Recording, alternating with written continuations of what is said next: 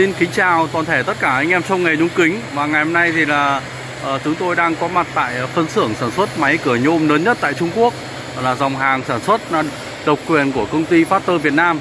Thì xin giới thiệu với anh em, đây là cái khâu đoạn là hệ thống công nhân đang bả máy và cũng như là để chuẩn bị là đưa vào nò sơn tĩnh điện.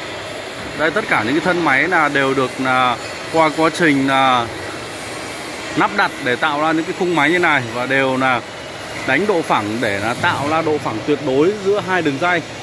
Đấy, và sau đó thì hệ thống công nhân tại đây ở khâu đoạn này là sẽ là dùng bả để bả vào những cái mối hàn để là tạo độ phẳng cho mối hàn cũng như tạo độ khít ở những cái mối hàn. Và đây là hệ thống công nhân đang lau chùi những chi tiết sắt để cho hệ thống máy là nó sạch sẽ khi có thể trước khi đưa vào nò sơn tĩnh điện. Đây, tất cả là hệ thống máy là đang đã bả xong rồi ạ. Những cái mối hàn, chi tiết hàn là chúng tôi bả để đảm bảo cho là hệ thống là mối hàn của nó là nó sẽ chắc chắn hơn rất là nhiều.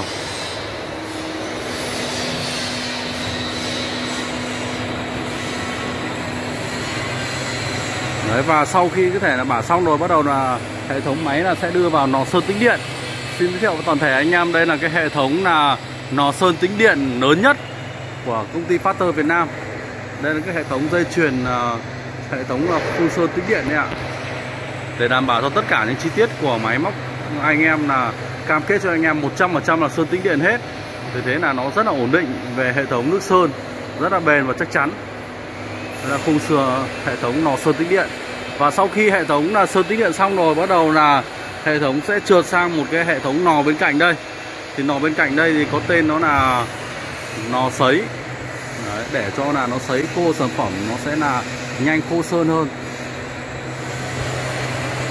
Khi có thể quá trình sấy khô xong rồi, bắt đầu là sản phẩm thành phẩm ấy là sẽ được đẩy ra một cái hệ thống là bên cạnh đây. Đấy, xin thiệu với anh em, đây là cái hệ thống là máy đã sơn tĩnh điện xong rồi đây. Thì là bên cạnh đây là sản phẩm đang để đây. Đây là những cái thân máy của dòng hàng Factor Việt Nam. Đấy, máy móc rất là nhiều. Tất cả hệ thống là sơn là 100% sơn tĩnh điện hết, đảm bảo cho tất cả anh em thì là sử dụng những sản phẩm là của dòng hàng Factor thì yên tâm về chất lượng cũng như về vấn đề hệ thống nước sơn cũng như là những cái chi tiết của máy thì đều có thể trải qua quá trình làm việc rất là chi tiết, tỉ mỉ, cầu kỳ để đảm bảo sản phẩm tới tay khách hàng là mọi cái đều ok, ngon lành hết.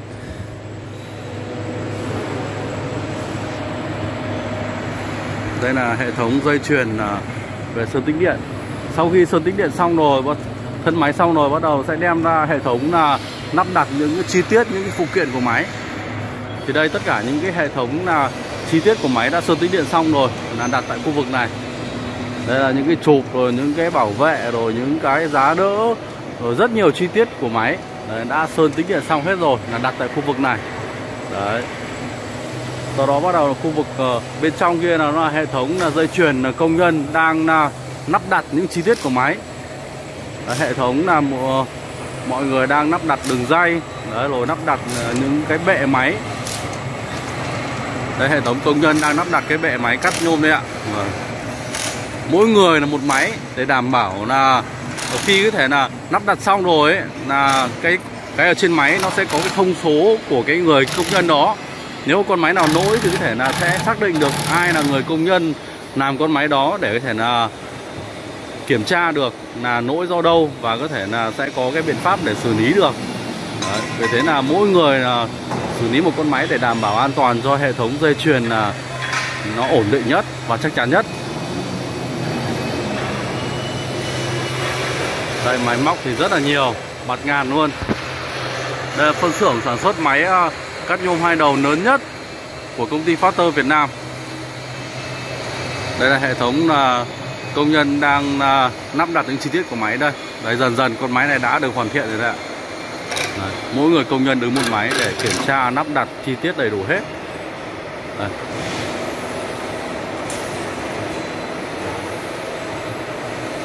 Đấy, bên cạnh đây nó là hệ thống máy móc rất là nhiều, công nhân rất là nhiều, đảm bảo sản phẩm là cấp về Việt Nam liên tục. Đây là hệ thống là các chị em phụ nữ công nhân cũng là lắp đặt những công việc đơn giản, đó là hệ thống điện. Đấy, đều được học qua bài bản, trường lớp đầy đủ hết. Vì thế là hệ thống làm việc thì rất ok. Đây là phân xưởng máy sản xuất cửa nhôm lớn nhất tại Trung Quốc của công ty Factor Việt Nam. Địa chỉ miền Bắc tại bến xe Yên Nghĩa của Hà Đông, Hà Nội. Chi nhánh miền Nam tại gần công viên Suối Tiên, quận 9, thành phố Hồ Chí Minh. Anh em và các bạn này có nhu cầu xin hãy liên hệ với hotline ở phía bên trên màn hình. Anh em và các bạn hãy ấn nút đăng ký kênh để theo dõi thêm nhiều video khác. Xin cảm ơn tất cả anh em.